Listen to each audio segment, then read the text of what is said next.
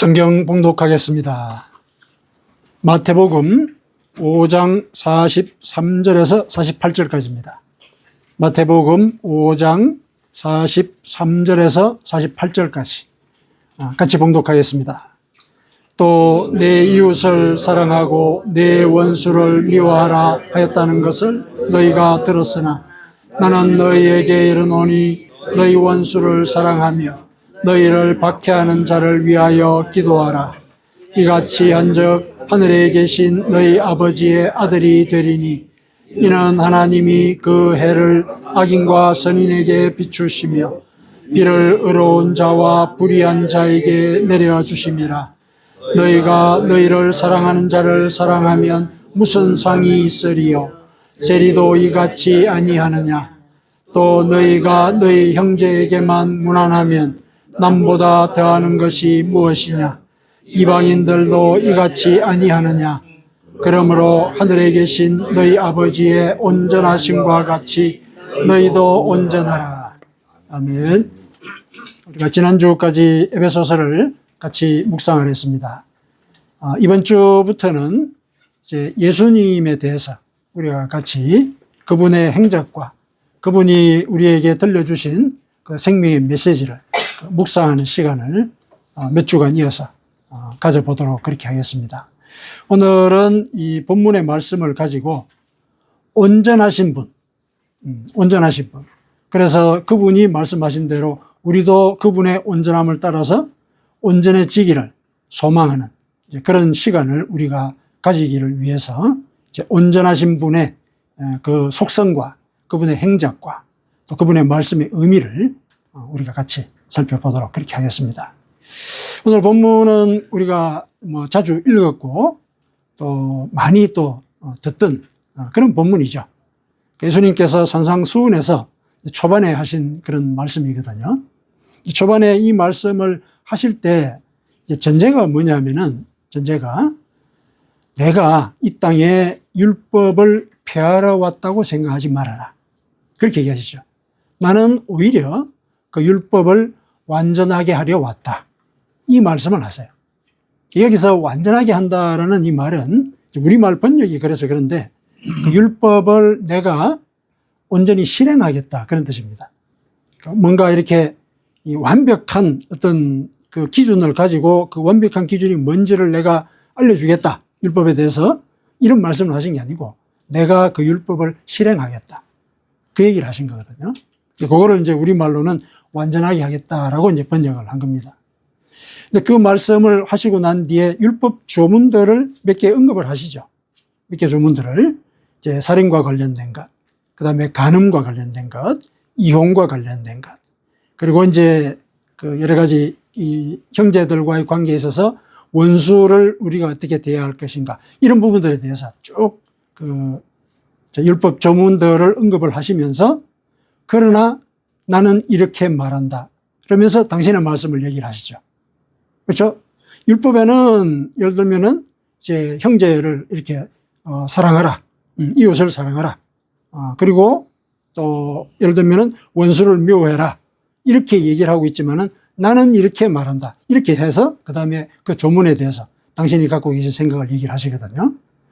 물론 이제 여기서 우리가 한 가지 짚고 넘어갈 게 율법에 이웃을 사랑하라. 그리고 원수는 미워하라. 이런 말이 나왔다라고 말씀을 하셨는데 근데 원수를 미워하라는 말씀은 없어요.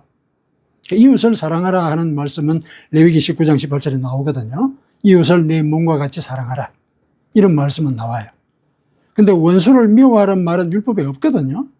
없는데 왜 이 말씀을 하셨을까? 그 말씀을 하신 이유는 그 당시에 그 율법의 선생들이 있죠. 바리새인과 서기관들, 그 율법 교사들 이런 사람들이 율법을 그런 식으로 해석을 하는 거예요. 율법 속에 나와 있는 내용 속에 이러이러한 조항들을 보니까 원수는 미워하라고 얘기한 거네. 그래야 이웃을 사랑하는 말과 대꾸를 이루게 되고 그게 우리가 뭔가 이렇게 앞뒤 맞게 짝을 맞춰서 상황하게 조문을 만들었을 때 분명히 있을 수 있는 일이다.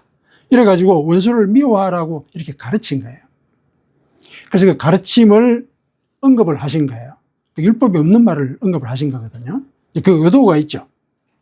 이 말씀을 하시면서 나는 이렇게 말한다라고 얘기하신 그 의도가 뭐냐면은 제자들이 너희들은 이 바리새인들과 서기관들보다는 더 의로워야 된다. 이런 얘기를 하시거든요. 더 의로워야 된다.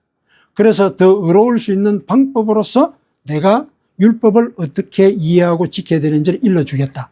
이렇게 얘기를 하신 거거든요. 그래가지고 나는 이렇게 말하느니 하면서 이제 당신의 그 뜻을 일러주시는 거예요.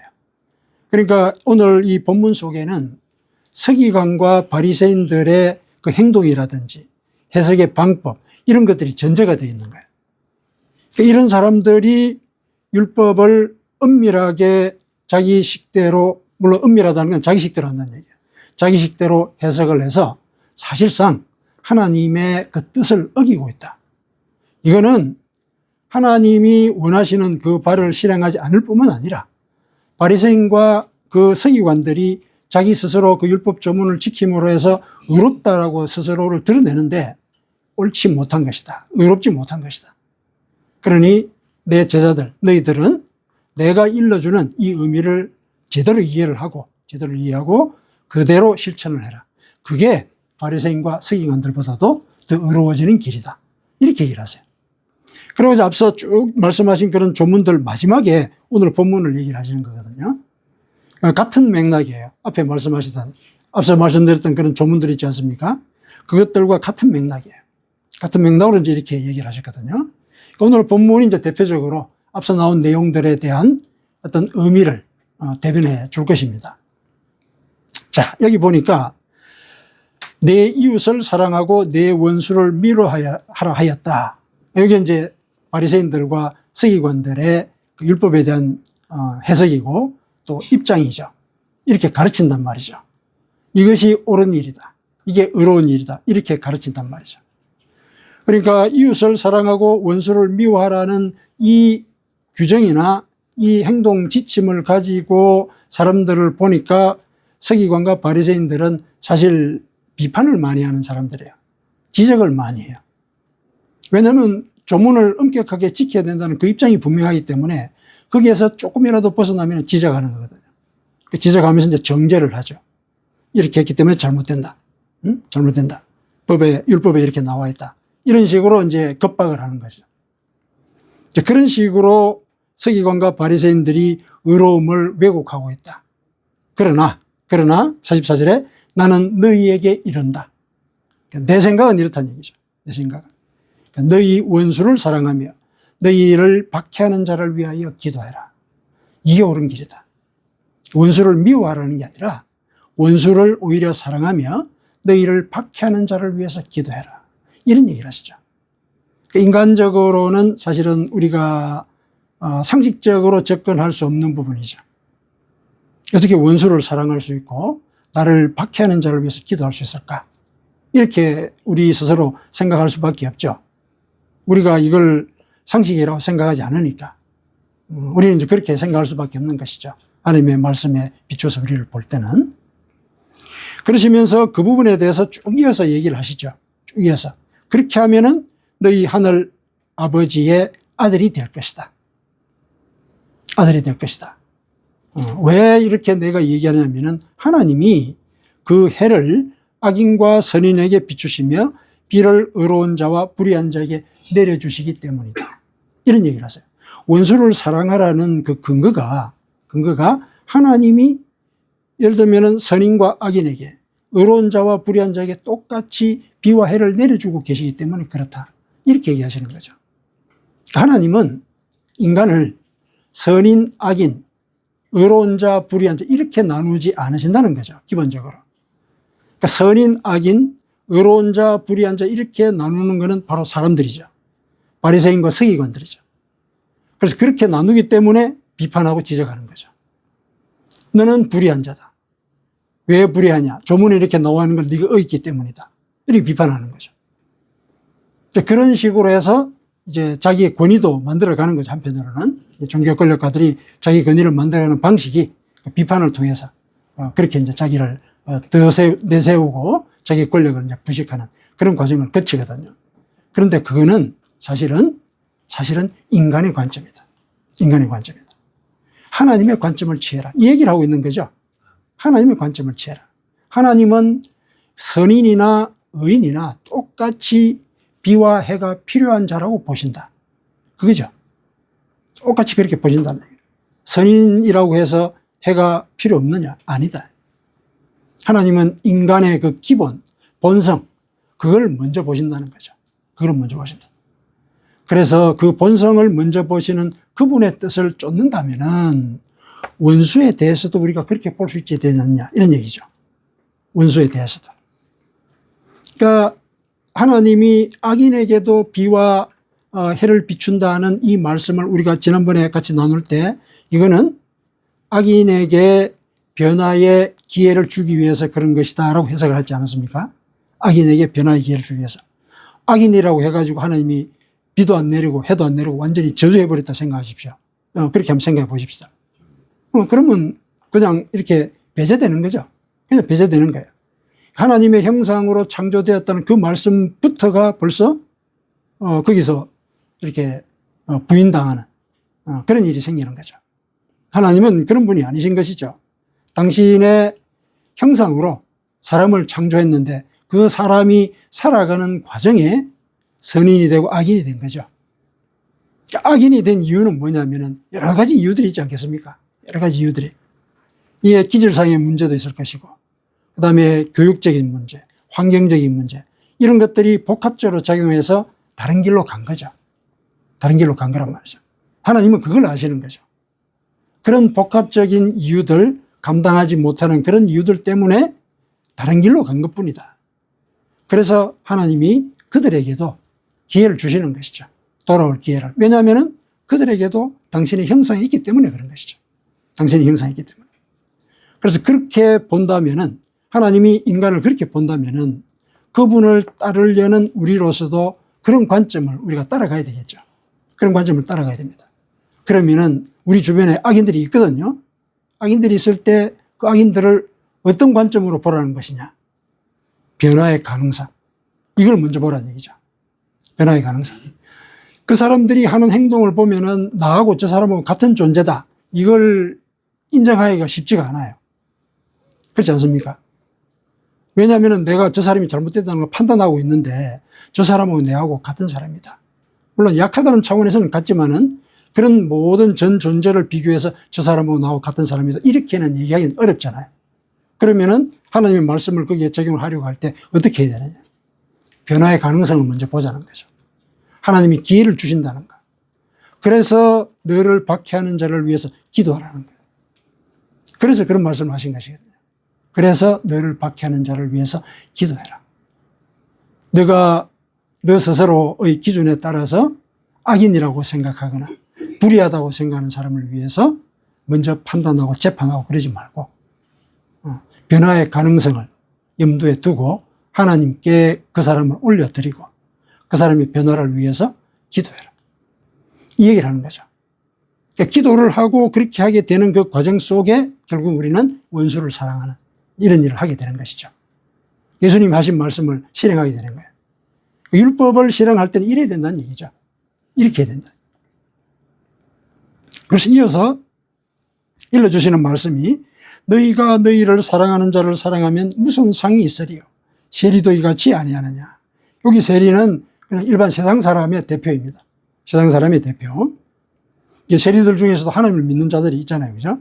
그러니까 여기에 나오는 이 세리들은 이방인하고 세리하고 이렇게 같이 묶어서 얘기를 할 때 보면 일반 그 세속적인 사람, 그걸 대변한다고 보시면 되겠습니다. 또 너희가 너희 형제에게만 문안하면 남보다 더하는 것이 무엇이냐. 이방인들도 이같이 아니하느냐. 그러니까 세상 사람들이 하듯이 이웃을 사랑하는 것, 그 차원에서만 머물지 말라는 거죠. 그 차원에서. 그러니까 원수를 사랑하는 것. 이게 실은 하나님의 뜻이고, 내가 너희들이 이 율법 교사들, 바리새인들, 서기관들보다도 더 의롭게 되는 그런 길로서 너희들에게 요구하는 것이다. 이렇게 얘기하는 거죠. 예수님께서. 그러면서 48절에 그러므로 이렇게 나와요. 그러므로는 앞서 나온 모든 내용들에 대한 결론의 하나의 표시죠. 결론입니다. 이 그러므로는 오늘 본문뿐만 아니라 그 그 앞에 일렀던 얘기들이 있죠. 그 조문들. 예를 들면은 이제 그 살인에 대한 규정, 간음에 대한 규정, 그 다음에 이혼에 대한 규정, 그리고 형제들 대하는 태도, 그다음 원수를 대하는 태도, 이런 것들이 있죠. 그 태도들에 대해서 오늘 본문처럼 뜻을 일러주신 거거든요. 그래서 일러주시고 난 뒤에 하신 말씀이 이거예요. 그러므로 하늘에 계신 너희 아버지의 온전하심과 같이 너희도 온전해라. 그러니까 예수님께서 일러주신 이 뜻대로 사는 것이 우리가 온전해지는 길이에요. 여기서 온전하다는 얘기, 원문을 찾아보니까 이게 완전하다는 뜻이에요. 완전하다. 하나님이 완전하신 것 같이 너희도 완전해야 된다. 이렇게 얘기해요. 그러면은 우리가 잠깐 생각할 필요가 있겠죠. 완전하다 그러면은 이 완벽주의적인 이런 생각을 할 수가 있죠. 근데 우리가 어떻게 완벽할 수가 있습니까? 완벽할 수가 없죠. 이거 굉장히 부담스러운 그런 말씀이잖아요. 우리가 어떻게 하나님처럼 완전해질 수가 있는가?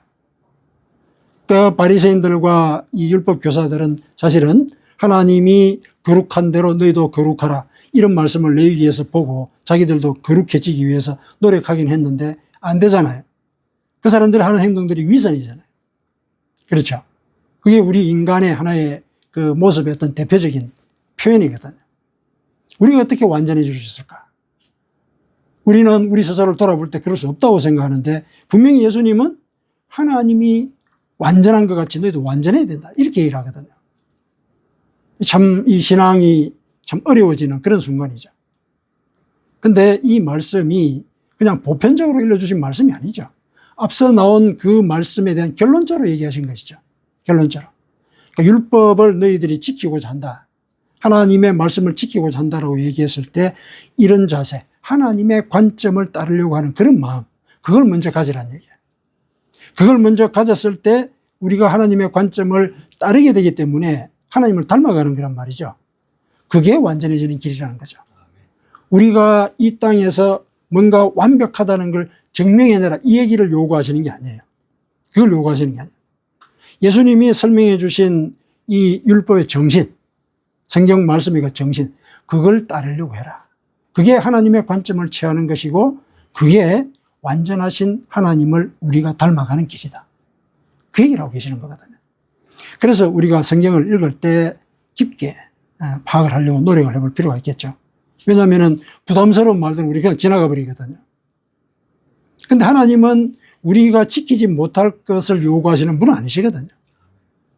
그러면 읽어보면 분명히 길들을 하나님께서 일러주신다는 말씀이죠. 그래서 우리가 온전해질 길은 하나님의 관점을 취하는 길이다. 하나님의 관점.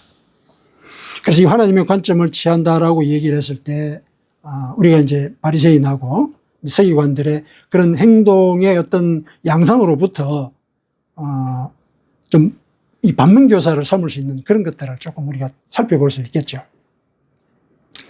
이 사람들은 원칙주의자들이잖아요. 바리새인과 서기관들. 자기 원칙이 있어요. 자기 원칙이라는 게 뭐냐면 자기가 옳다는 거잖아요.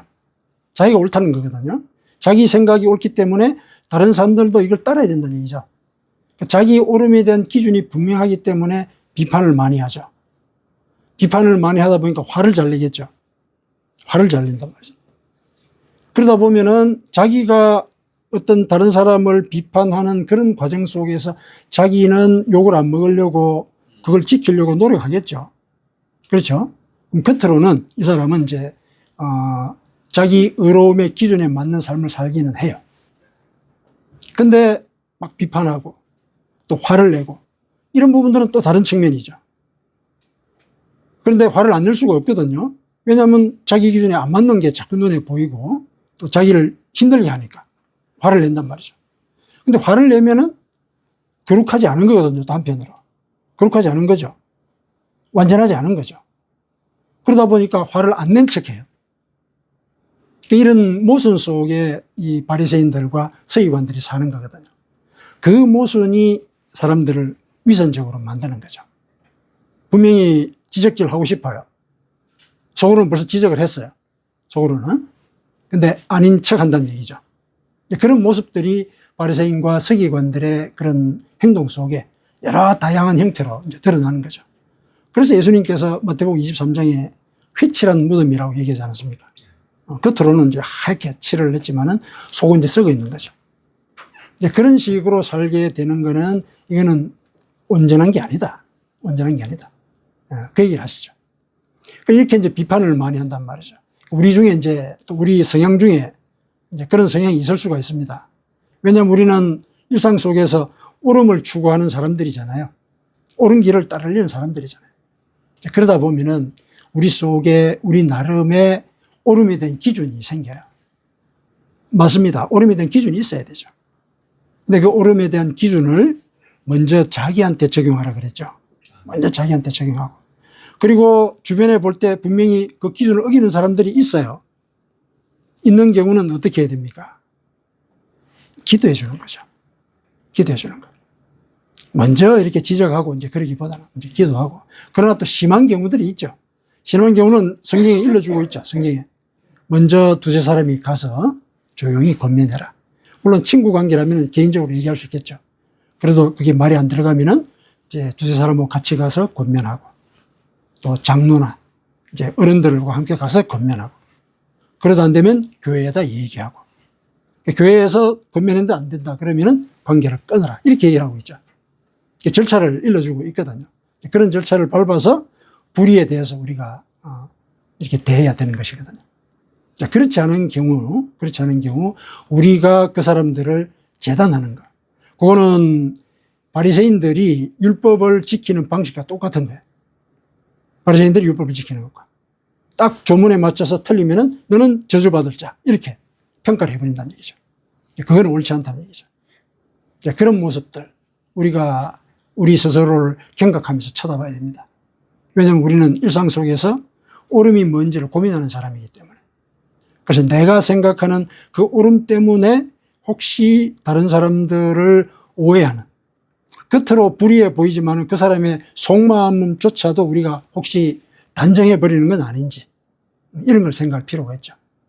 그래서 먼저 기도하는 것이 옳은 것이죠.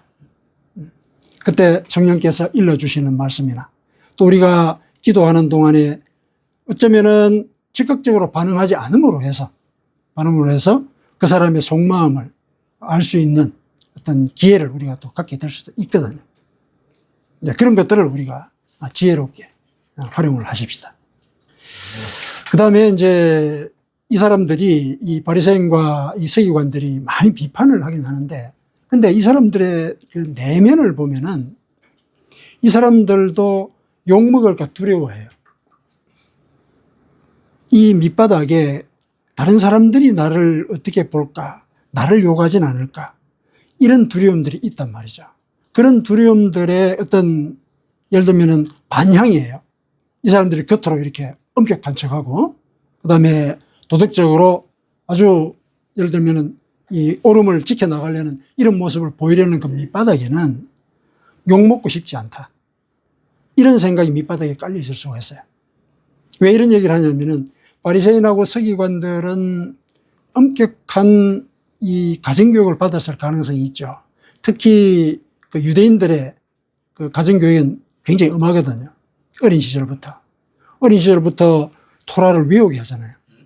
물론 자유롭게 토론하는 이런 하브루타 같은 그런 방식으로 교육한다라고 많이 알려져 있긴 하지만은 집에서는 율법을 어떻게 가르쳐야 되느냐?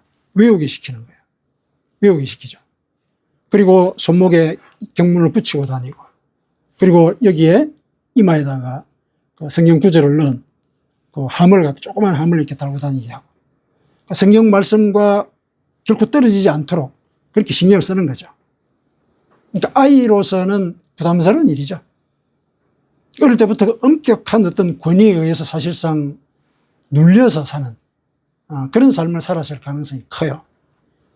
특히 이렇게 바리새인이 되거나 특히 바리새인이라는 게 이게 정결하다는 뜻이거든요.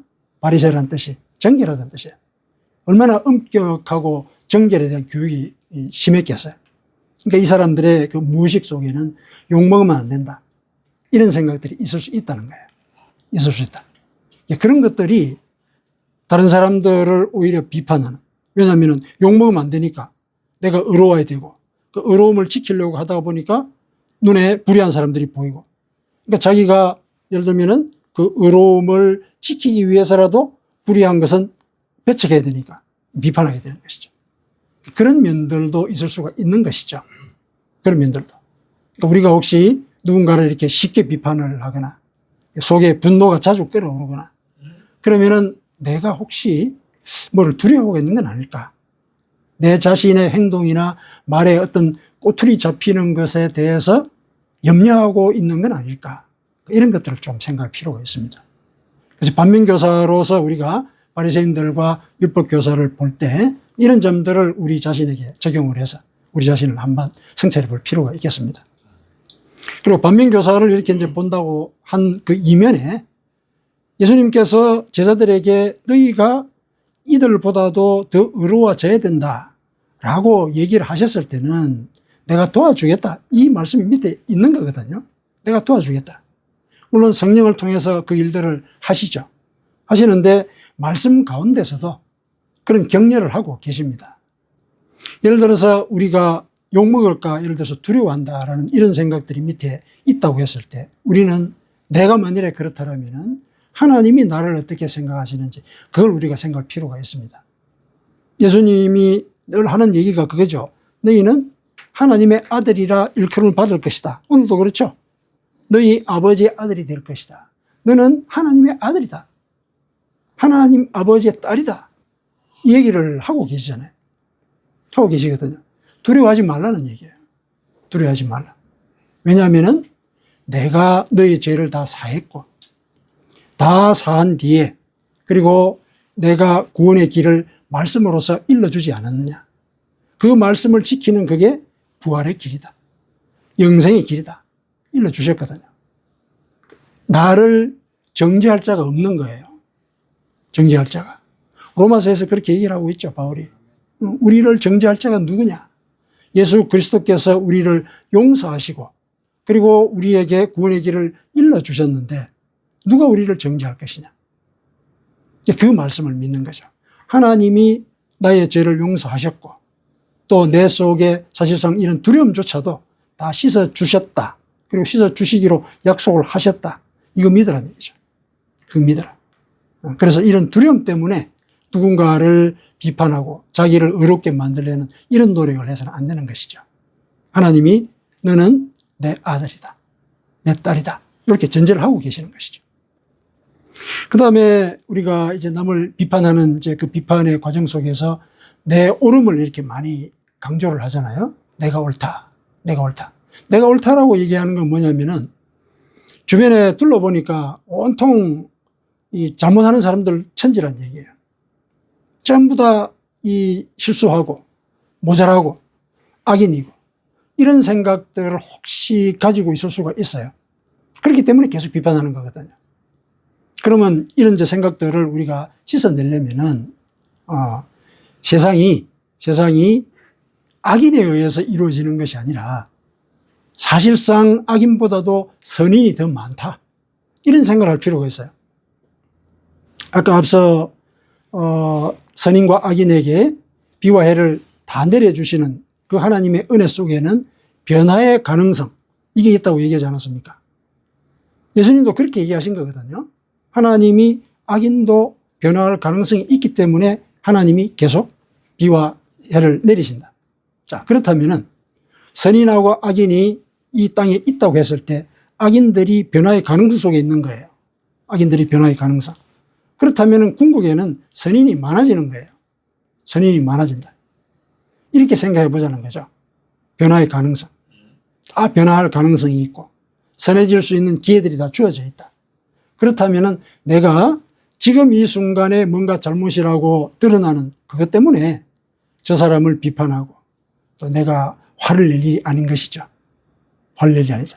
그러니까 조금 세상을 그렇게 볼 필요도 있다는 얘기예요.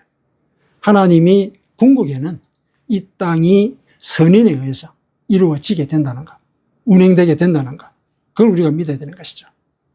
실은 우리 이 역사를 이렇게 살펴볼 때 악인들이 예를 들면 이렇게 그 득세를 했을 때는 멸망을 했잖아요. 노아 홍수 때를 보십시다. 노아 홍수. 다 멸망이 됐죠. 근데 홍수가 끝나고 난 뒤에 하나님께서 뭐라 그러셨습니까? 다시는 이런 일로 인류를 죽이지 않겠다 얘기하셨죠. 그 밑에는 무슨 약속까지 들어있는 겁니까? 이 땅이 악인에 의해서 지배되도록 하지는 않겠다는 얘기죠. 그렇죠. 악인에 의해서 지배된다면 다시 심판이 와야 되는 거거든요. 근데 이제는 그렇게는 하진 않겠다. 선인들, 그들이 이 땅을 지배하도록 그렇게 하겠다. 그래서 예수님께서 오늘 이 본문의 말씀도 하나님의 관점을 취해야 된다는 식으로 얘기를 하신 것이죠. 그래서 우리 인간의 관점이 아니라 하나님의 관점을 취하려는 이런 자세를 가지고 신앙생활을 이어나갈 때 우리가 이 땅을 지배하는 거예요. 우리를 통해서 하나님의 뜻이 이 땅을 지배하는 것이 되는 것이죠. 물론 그 모든 과정을 성령께서 도우십니다. 우리는 항상 성령이 내 속에 내주하시고 또 내 귀 뒤에서 옳은 길을 일러주고자 하신다는 거, 이거 기억하십시다. 그래서 무슨 일이든지 기도하고 또 화가 나는 일이 있더라도 성령님께 먼저 제가 화가 납니다. 어떻게 했으면 좋겠습니까? 이 마음의 기도, 이런 것들이 나를 오늘 본문에 예수님께서 일러주신 대로 온전한 그런 사람이 되는 그런 과정으로 인도하게 될 것입니다. 아멘.